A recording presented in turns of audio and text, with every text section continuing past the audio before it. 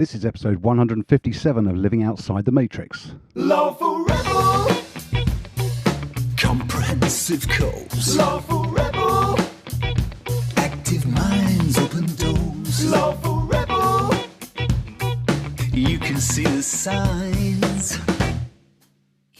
if you read between the lines.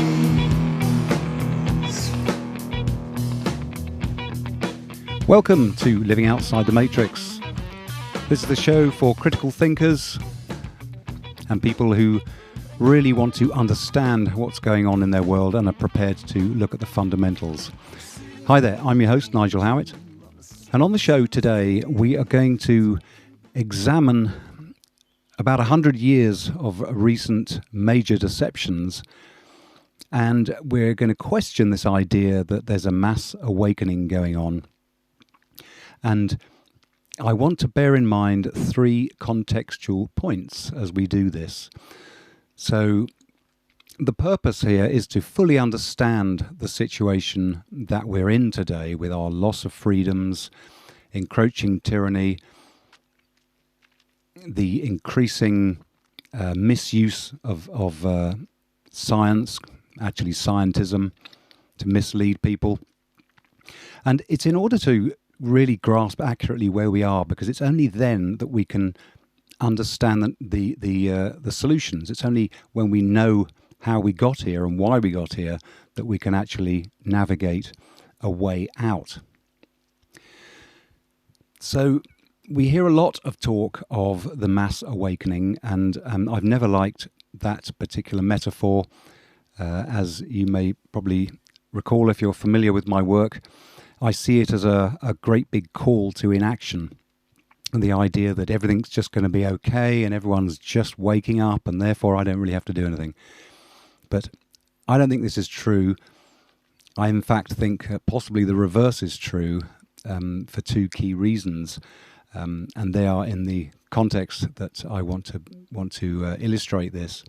So my contention here is that there is an observable trend towards a reduction in human awareness that can be seen and traced from at least the end of the 19th century up to the present day. So the three contextual points I want to bear in mind are, firstly, the idea that men have been controlling other men since the beginning of human interactions, ever since, really. And we have to remind ourselves of the concept of slavery, that until the mid-1800s was a ubiquitous fact of human life across the globe. And we also have to bear in mind that it's no secret that there are many voices calling for a new world order that is essentially one world government as a means of political control. It's all about control. And this idea, notably, isn't championed by ordinary people on the street. It's championed and advocated for by the super wealthy through their think tanks, the Council on Foreign Relations and the Royal Society and Club of Rome and all of these, Trilateral Commission, all of these sorts of organizations. It's championed by them, the people at the top, the parasite class, as I like to call them, those who have an interest in remaining at the top of the heap and keeping everybody else down in their place in a state of non-freedom. So that's the first contextual point. Control. It's always been with us, and there are still many people that can't get their heads around the current situation today because they fail to factor in this idea that men have been controlling each other ever since. And I hasten to add I use the term men and man as a species term, not a gender term. The second contextual point I'd like to make is that we must remind ourselves of the concept of central banking as a manifestation of this control. It's the key means of controlling nations by controlling their money supply. And it was established in England with the Charter of the Bank of England way back in 1694. Now, the model spread across Europe and has subsequently, of course, become the means by which wealthy private shareholders of these central banks can loan money created out of nothing to their national governments, and the model has been mapped out across the world.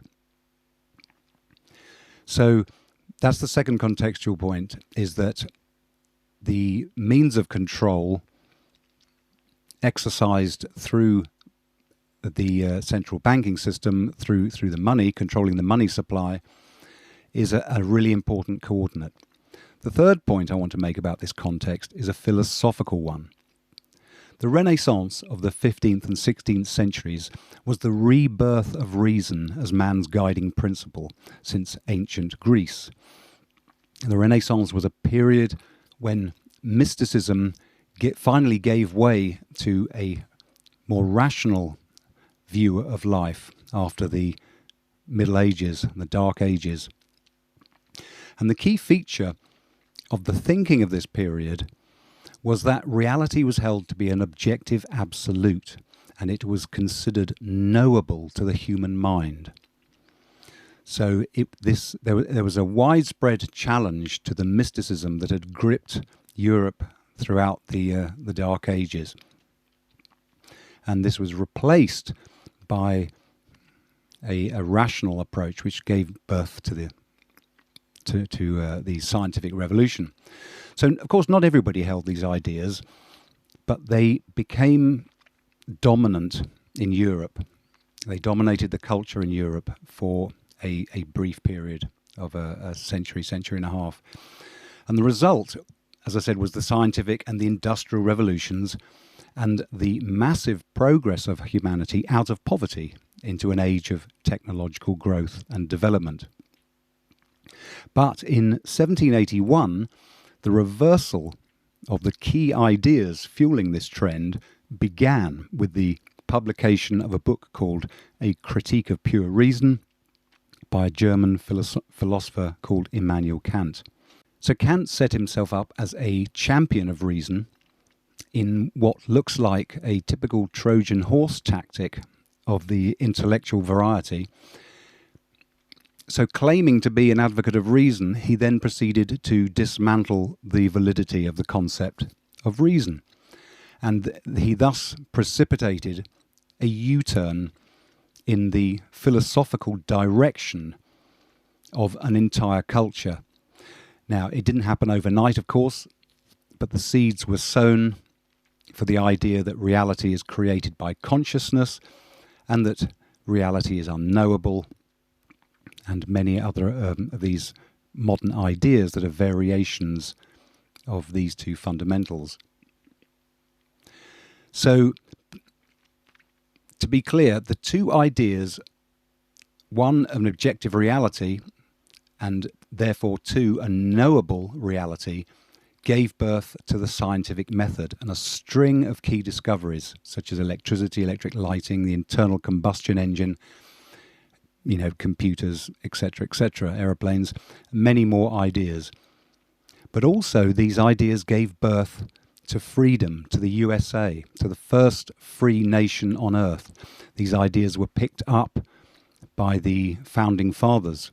So we need to note that when reason is man's dominant guiding principle, when people recognize, or it enables people to recognize the objective nature of reality and grasp that knowledge is possible to the human mind, and that the mind is competent to know reality.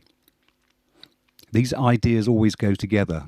Reality is an objective absolute, and it's knowable, and they spring from this following this guiding principle of reason, and they lead to individualism and political freedom, ultimately. Kant and his promoters reversed this thinking and began the trend to undermine man's mind, the trend claiming that the human mind can't know reality as it really is, he would say, Kant said.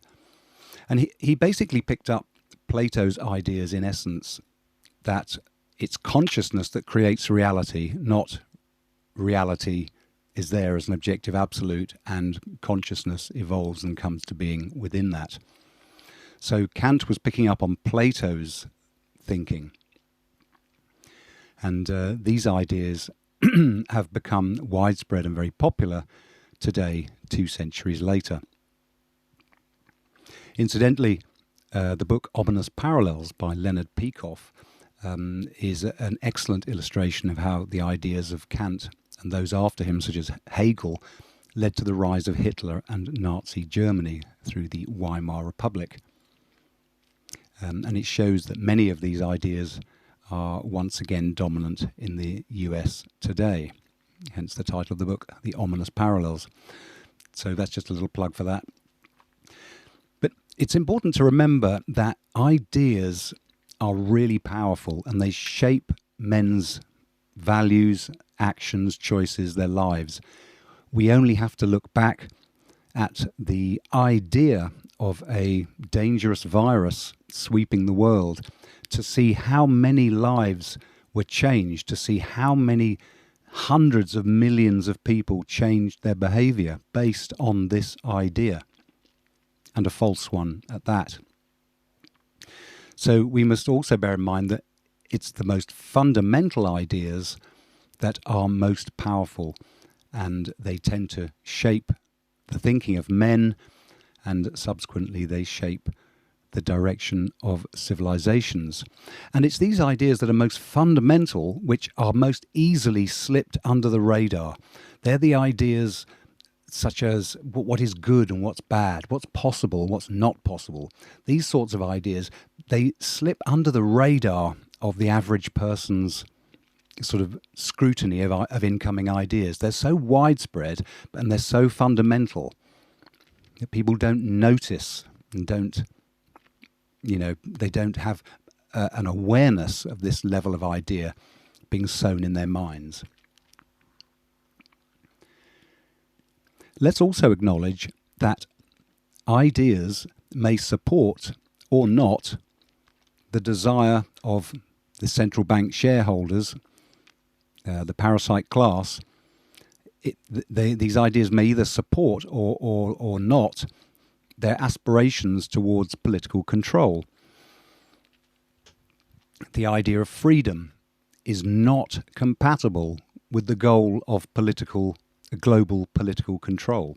The idea of a one world government and a sort of a dictatorial, top-down, authoritarian rule. This is not compatible with freedom. So any ideas of freedom would not be wanted by those people with aspirations of global control. And the ideas that dominated the Renaissance were not compatible with the desire for those in control through the central bank, the Bank of England, from 1694 and its children across Europe, if you like. These shareholders had designs of going further than just national control, and the ideas of the Renaissance were counter to that. So were Kant's ideas sponsored? Was he sponsored and promoted behind the scenes? I very much suspect so, but we can't really know that for sure. But that hypothesis would certainly seem to fit. We also know that the concepts of secrecy and propaganda are key to misleading people, deceiving people, and therefore controlling people. And that these concepts have been employed by the central bank shareholders since 1694. So we need to broaden our context, our timeline context, when we look around and people tell us how everything's controlled today. It didn't just start last year or last decade. It's been going on a long time. So let's bear this in mind as we look at the deceptions of the last 100 years or so, or the events that people have not noticed are being orchestrated behind the scenes. And I want to start in the late 19th century with a wealthy Rothschild man who you've probably heard of if you're familiar with my work. Cecil Rhodes. He created a secret society and modelled it on the Illuminati and the Jesuits. He was very impressed with the model of these secret societies, the idea of an inner sanctum of people who know, and then creating a circle around them of people to do their bidding who are not completely aware of the overall agenda, but they've been sold some ideas, and then outside of them there's another ring of people that can help affect the agenda, and again their degree of knowledge of the agenda is limited, maybe even more limited. And this idea of concentric circles where only right at the core is the true agenda known. So Cecil Rhodes was very impressed with that, and he set up his society with such a model. He was a key figure in bringing together immense wealth and men of influence in positions of power to steer the world towards not just the control of nation states, but of the entire globe. And towards this goal, he and his associates were very keen to re-establish the Anglo-American alliance, if you like. Their vision was of the sort of English model Caucasian dominance of the world, and hence their desire to bring the US back into the fold, as it were. But America did not have a central bank, and this was a problem. And they had been trying to install a central bank in the new country of the United States throughout the 19th century without success. And the crash of 1907, engineered by J.P. Morgan, was very much was at the last, if you like, in a series of such boom and bust cycles, and the idea being to be able to point at this calamity. Not only did the wealthy class make money every time there's a crash, of course, by moving their investments around appropriately at the right time, but this also gives justification, or it allegedly gave justification, towards the need for a central bank. So the crash of 1907 is the first of these deceptions I want to mention over the last 100 years. And this was quickly followed by the introduction of the Federal Reserve. And this is very well explained by G. Edward Griffin's excellent book, The Creature from Jekyll Island. Also, while I'm mentioning G. Edward Griffin, there's a lecture by him called The Quigley Formula, which is still available on YouTube. I'll put a link to it below. Excellent piece of work for understanding the political maneuverings and the way things are achieved. So the Federal Reserve was ushered in. I think the Federal Reserve Act signed at the end of 1913. And this was a major coup for the money trust in Europe. They now had their central bank in the United States through chicanery and trickery. And once the central bank of the United States, the Federal Reserve, was installed, of course, then they were ready to use it to lend money through a war to both sides. It's the excellent vehicle for money creation, for lending through war. And of course, those people in the parasite class have known through the centuries that war is an excellent means of affecting political change and making vast fortunes by funding both sides of the war. So this was already known by the people in Cecil Rhodes's secret society. They knew what they could do with the central bank. So the World War I, beginning in 1914, was created into being. It was a conspiracy to bring about the end of the German Empire particularly, and also to use the Federal Reserve as a means of extending loans and exercising control in that respect. There was also the Soviet Revolution going on at the same time, and this is another one of the sort of deceptions that escaped the masses, if you like, with Leon Trotsky, who was a supported and funded intellectual in New York, and he was spirited away via Canada over to the Soviet Union just in time to arrive after their main October Revolution, and he essentially helped in hijacking the Soviet Revolution and helping to steer it towards the Soviet-style communism that dominated for many decades after that. There was also a degree of deception going on with Einstein around that time. He was wheeled out, of course, as the major celebrity and superbrain of his time. There were ideas such as the ether, which was a widely accepted phenomena in astrophysics and physics, until Einstein came up with ideas that supposedly countered the idea of the ether. He rubbished the idea of the ether and his whole general theory of relativity. There's a lot to look into with Einstein, but we have to remember that he is the archetypal authority figure in terms of superintelligence. He's alleged to be almost untouchable intellectually, the superbrain. So, of course, anything he says goes. But in reality, very, very few people even understand his general theory of relativity.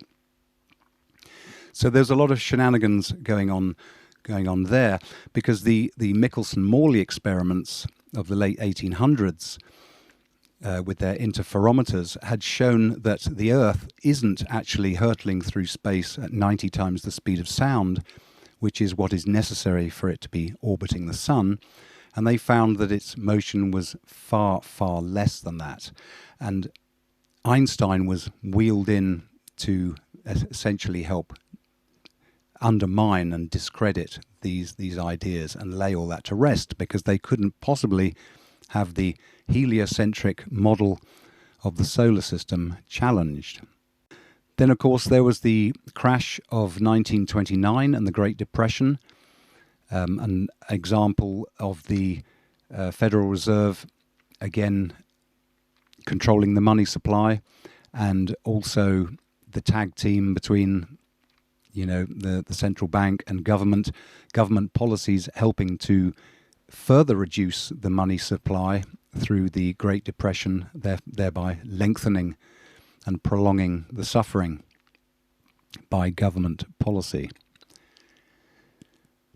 So there are other manipulations as well.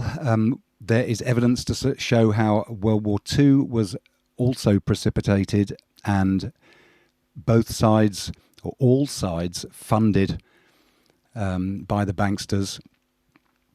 And then, of course, the rebuilding of Europe with the Marshall Plan and so forth. Again, war being used as an excellent way to bring about this plan by Cecil Rhodes and his compatriots. I hasten to add that Cecil Rhodes died in 1902, but he left this legacy, this secret society, which carried on the ideas. And it's very important to understand how war was used to change the whole way of thinking of generations of people. War was used as a tool for government to commandeer and control the economy, the idea of wartime economic priorities. All of these excuses enabled governments to step in and assume a much, much greater control of the economies than they had before. And of course, all of the devastation, the loss of life, the sort of culling of huge swathes of the population. And war is an excellent way to rebuild society in the image of those people who are orchestrating these events. There was also the space race and the nonsense of bogus moon landings through the 50s and the 60s. There is plenty of evidence to undermine the technology of rocket propulsion, or the rocket propulsion technology claimed to be the technology that got the spacecraft to the moon. But this can be seen to be false. And I have looked into this in another podcast episode, The Myth of Rocket Science. So onward into the 70s, most people didn't notice that China was an economic basket case in the early 70s, as indeed was the Soviet Union slipping in that direction as well. And this is the inevitable consequence of collectivist society, of socialism, and the economic policies, the lack of freedom, lack of property rights. It's inevitable that economies go down the pan. But what most people don't realize is that in the late 70s, China was rescued effectively by help from the United States, from various Council on Foreign Relations members, Brzezinski being key in there, and many others around about the time of the Carter administration. Many trips made to China to talk to the Chinese and trying to negotiate to bring them into this global economy. And without the help of the Americans, I have to repeat, China was an economic basket case, and it would be. It's only a combination of the small degree of economic freedom that we have in the West, coupled with the fact that the Chinese population were effectively a slave population that would work for peanuts, which has helped to drive China's economic growth. So this was another key thing that was unnoticed. Then, of course, the masses were duped with the environmental movement ever since the book Silent Spring, and then people like Jonathan Porritt and the Green Party kicking it off here in the late 80s in the UK. But all through the 70s, there was the call for, or there was the alarmist calls that, planetary cooling. We're all gonna cool down. It's the end of the world. And then they reversed that, of course, to planetary warming. And now, of course, you've just got a climate emergency, a nice vague term that covers everything. But this has been an ongoing propaganda campaign that flies in the face of the facts of reality. The fact that it's been much warmer than it is today, and we're still here. The fact that there's been much more environmental CO2 in the past, and we're still here today. There are many reasons to call into question this huge peddled assumption that we're heading towards climate disaster due to human activity. Then the masses bought into the AIDS scam and the bogus HIV virus since the 1980s. That was the big scare story at the time. Everyone was going to die within the next 15 to 20 years of AIDS. And of course, that didn't go anywhere. Then we were all fooled into supporting wars against Saddam Hussein in the Middle East, with all sorts of shenanigans and lies going on around that. Then there was the big dupe, of course, of 9/11 in 2001, and the idea that a man in a cave could have coordinated such a big deal as the destruction of the Twin Towers and everything that went on that day. Then there's all the nonsense of the various viruses. In the UK in early 2000s, there was the foot and mouth disease. And then we had SARS and Ebola and H1N1 and bird flu and swine flu and goodness knows what. All of these steadily increasing the hysteria over the fundamental untruth of contagion, and cultivating fear when in truth none was justified. Then in 2005, there was the 7/7 bombings in London, and this is a very, very easy one to dismantle for anybody looking to know the truth. An excellent film called 7/7 Ripple Effect by John Hill utterly demolishes the official story. The 4 terrorists, according to the official story, caught a train which never actually ran that day. It was cancelled. The official narrative wasn't even changed. They didn't have to. Such was the rush to believe the mainstream narrative. So all of the time, again, through the noughties and the teenies, we've had this climate alarmism going on, where the environmentalists have been catastrophizing the claims that rising CO2 levels and rising sea levels are going to destroy the planet. And most recently, of course, we have the pandemic, our good old friend, the bogus coronavirus. And we've seen the mass vaccination of millions, hundreds of millions of unthinking people. So it's my contention that what we can see is an increasing uptake of the false narrative. Back in the 19th century, people weren't as gullible. They seemed to take more interest in affairs, particularly in the States, when we simply look at the difficulty they had in bringing about their central bank. For example, there are many other things. But this sort of street savviness, the sort of basic common sense of people seems to be fast disappearing.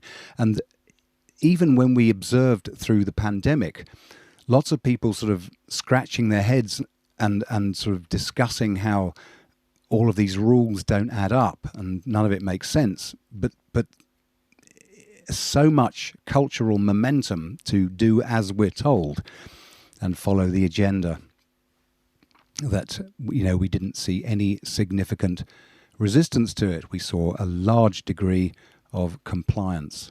So I can't see that people are waking up in droves. People seem to very, very much be unaware and unthinking. And of course, there are exceptions. There is a tiny minority that thinks independently and can use the technology of today to acquire genuine knowledge.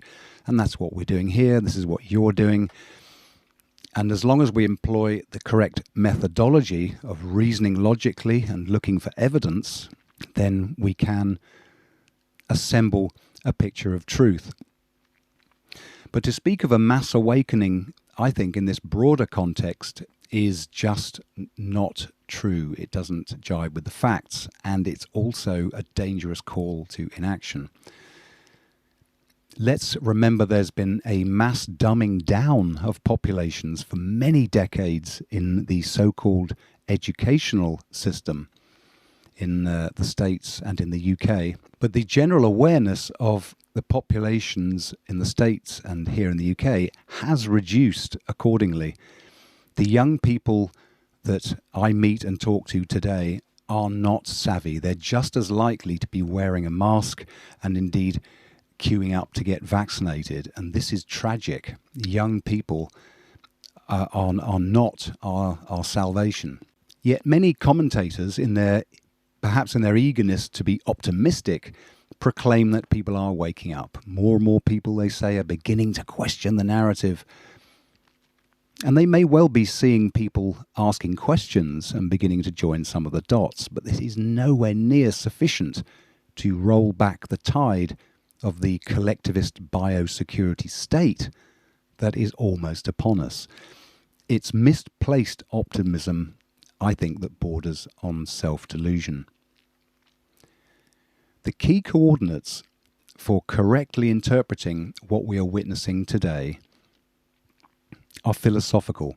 Philosophy, the mother of all sciences, and the study of fundamental ideas that affect the way men live is completely out of fashion.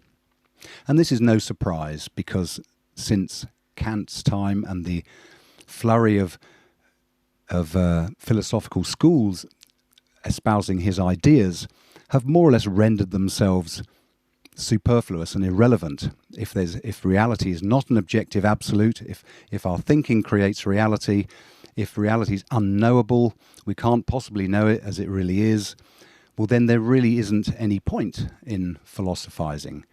And so very, very few people these days examine any fundamental ideas, philosophical ideas, or indeed fundamental ideas such as the existence of viruses and contagion. These ideas are fundamental to the pandemic.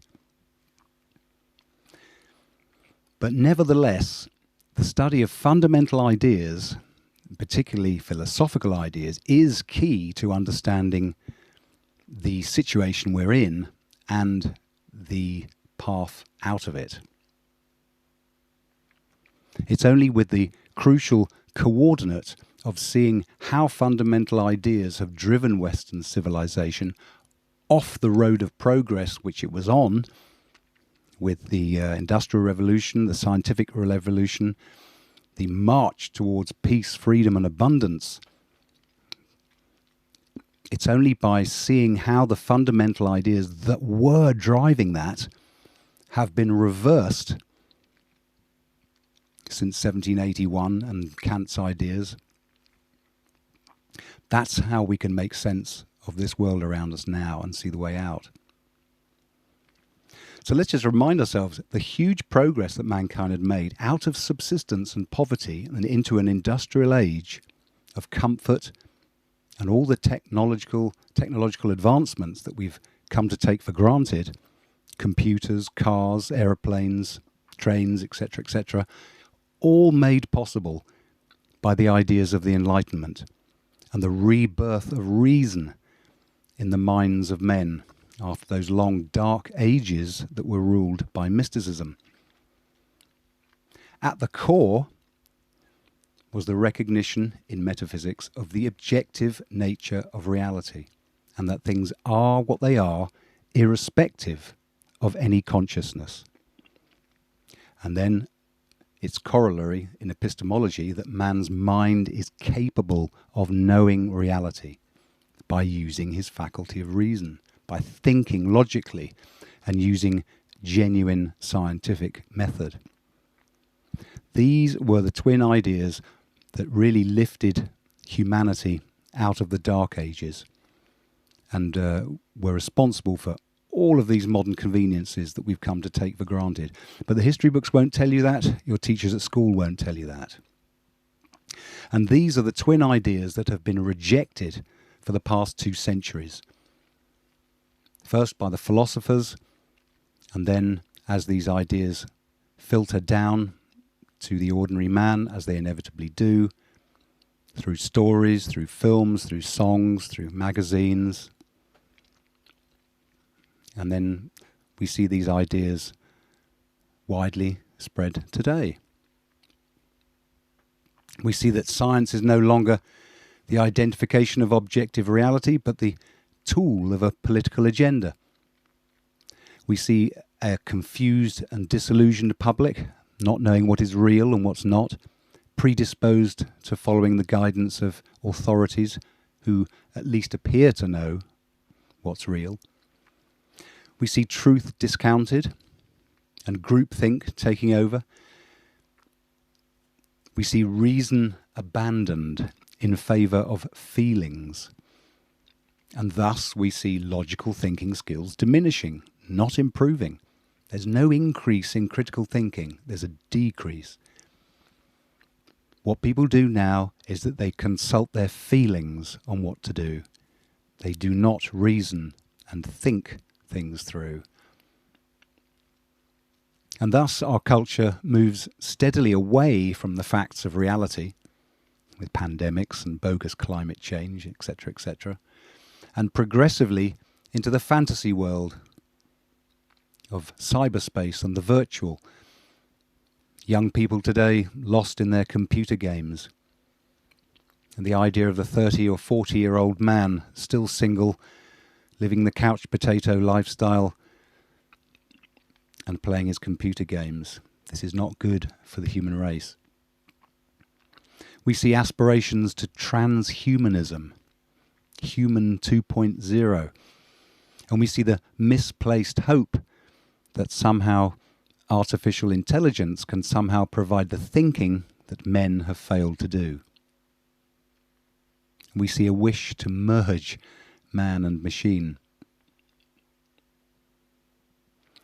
Here we see the split between the duped masses, who can now be persuaded to believe whatever the agenda requires them to believe, or so it seems, and the ruling class, the parasite class, and all of their lackeys slowly down the various levels of the pyramid, pushing their agenda towards the collectivist world government.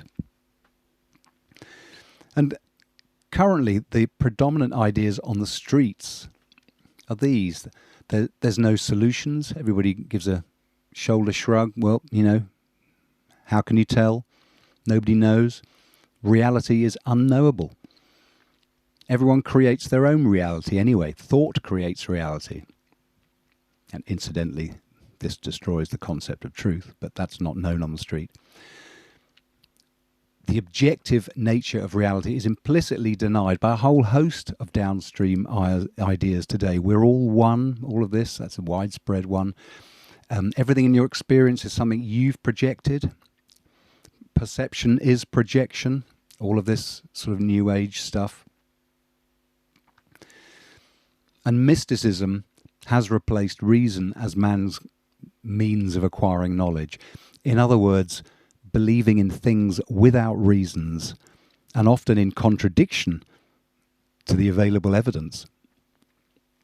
Today, everyone believes what they want to believe. They follow their feelings, and they do as they're told, following authorities, and they follow their feelings. They feel like joining in and wearing a mask, because of course the social pressure not to do so is immense and would make them feel uncomfortable. Few people pursue truth through rigorous questioning and rational debate. Why would you, really? I mean, if you think about it logically, if reason is not our means to knowledge, and the universe and reality is unknowable anyway, why on earth would you bother pursuing rigorous thought and questioning and analysis? As a result, of course, people can be led by fear. They're easily manipulated by fear because they are taught to listen to their feelings. Reason's useless. Feelings will lead you. I'm scared, therefore fear is what will motivate me. And people can be led by fear and ignorance into almost any cage of their captor's desire. The third destructive idea that dominates Western culture is in the realm of morality, and it is the ethics of altruism. This has been the dominant idea in morality ever since, all through the ages. It's never not been so. But it was the dominant idea inherited by the thinkers of the Enlightenment that they failed to question. Nobody questioned the ethics of altruism. Most of these thinkers were of course Christian, and it was almost too close to home, if you like, to question the morality of their religions. But almost all religions are unanimous in espousing the ideas of altruism. And the thinkers of the Enlightenment, such as John Locke, whose other rational ideas, reason, individualism, self-preservation, were adopted by the founding fathers of the USA. And these ideas went on to literally give birth to the first free country on earth. But the morality, altruism was never questioned, and that has always been the Achilles heel of the United States. So what is the opposite of altruism? What should they have questioned and And what conclusions should they have drawn? And the answer is rational egoism. This is the opposite of altruism. And it's the fundamental idea that proceeds logically from an objective reality and the use of reason to gain knowledge. And this challenge was mounted by Ayn Rand, I think one of the most brilliant thinkers, certainly of the last century, if not of all time. She came up with an ethics based in reason, which is an absolute first. But unfortunately, everybody just knows that egoism, rational egoism, is evil, right? Yeah. They know that, just like they know that COVID-19 is real and the climate emergency is real. So altruism holds that you have no right to live for your own sake. You are morally obliged to be your own brother, you'll be your brother's keeper, to sacrifice to the community, to other. When we look closely at this idea and consider it carefully, you can see that it is not synonymous with kindness, thoughtfulness, consideration for others and stuff, being helpful. In fact, it destroys these concepts because it makes them a moral imperative. It's only because we offer kindness and helpfulness and service to others voluntarily that these concepts have the meaning that they do. As soon as they become compulsory, something you have to do, they are effectively destroyed. Helping people, kindness, consideration are wonderful human things to do when you have the time, if you have the time, if you have the money, if you have the inclination. If you're too busy, too poor, or too otherwise preoccupied in looking after yourself, there should be no obligation to help others until such time as you can, and then it's a great thing to be able to do. But the key point here is that altruism is the morality of slavery. It perfectly predisposes people who hold it to be true to give up their values and their wealth to the state out of a sense of duty, or to the church, or to God out of a sense of duty. Whoever the beneficiary is, the masses are predisposed to give up their stuff, their values. And in the modern era, of course, it's to the state, the collector of taxes. The state represents the group, the community, and it redistributes all the goodies. But it's a con. Altruism is a con. It's a dupe. It's a lie. And it's endured for century after century after century. And it takes some kind of rational thinking for men to bust that. It's a false idea. And yet, as we observe, it's almost universally held to be true, not least through the various religions, of course. And this is why collectivism is the only political system that can possibly result over time. And this is because we must realize that politics is born out of ethics. Politics is one of the 5 branches of philosophy. Ethics is the science of what should men do, what is right, how should man act. And from that comes politics, how should man act in a social context? What are the principles that should guide his action in a social context? So politics comes out of ethics. Whether or not we even know about philosophy, this is true. And the implicit ethics of modern political systems is altruism. And if altruism says that everybody must sacrifice and give up to the state, and it's your duty to look after your brother, well then the politics of collectivism is the natural thing. I mean, why wouldn't you have a collectivist tyranny? Everybody be slaves, give up your values, and the state will redistribute it according to their whim and the whim of the leaders. It can't be otherwise. While altruism dominates the ethics of men, it's impossible, or it's just not going to happen that we're going to get a political system that offers freedom.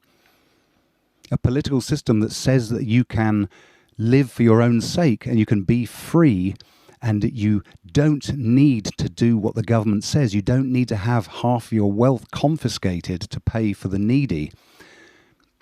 The only way you can have such a political system is if that culture is on the premise that it's okay, you have a right to live for your own sake. But we're not there. We are currently in a place where you have no right to live for your own sake. Altruism holds you must sacrifice to the group, to other, be your brother's keeper. So collectivism is the only political system that we can possibly achieve at the moment, and it can't really be otherwise. It's crucial to realize this and thus be empowered to know that where the change must take place, the change must take place with these philosophical ideas, the lost science of thinking, philosophy. Without an awareness of philosophy and the importance of these philosophical fundamental ideas, there really isn't any hope for the long-term goal of peace, freedom and abundance. And when you couple this belief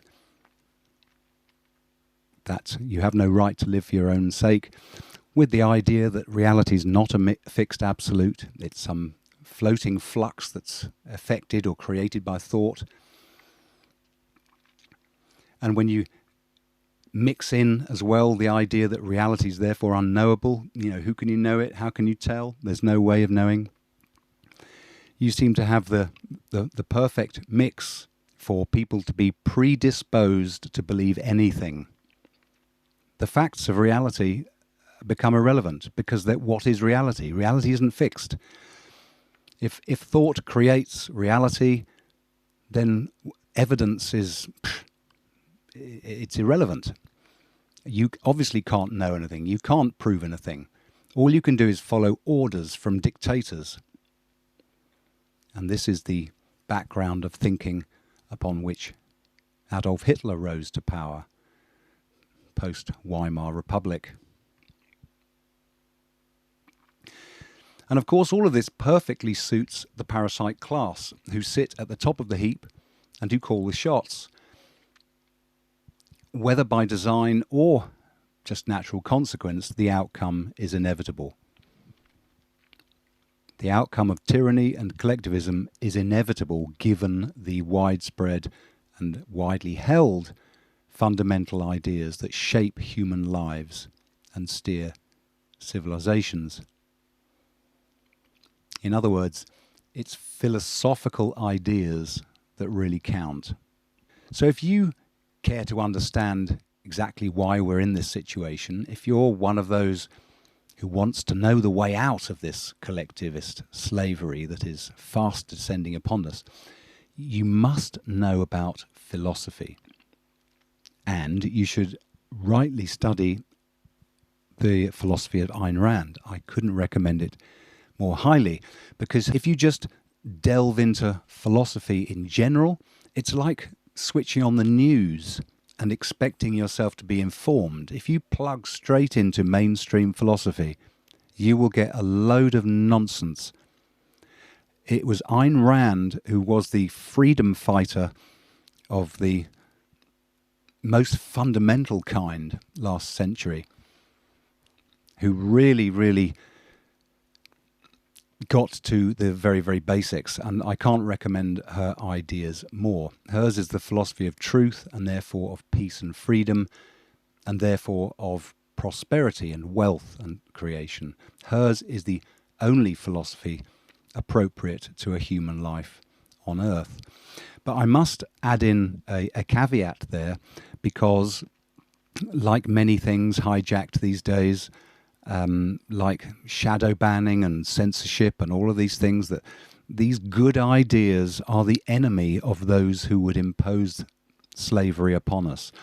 And it's my impression that having studied her philosophy, that the major institutions, the Ayn Rand Institute and the Atlas Society, these main institutions that allegedly champion her work, even they fail to use her ideas for purpose.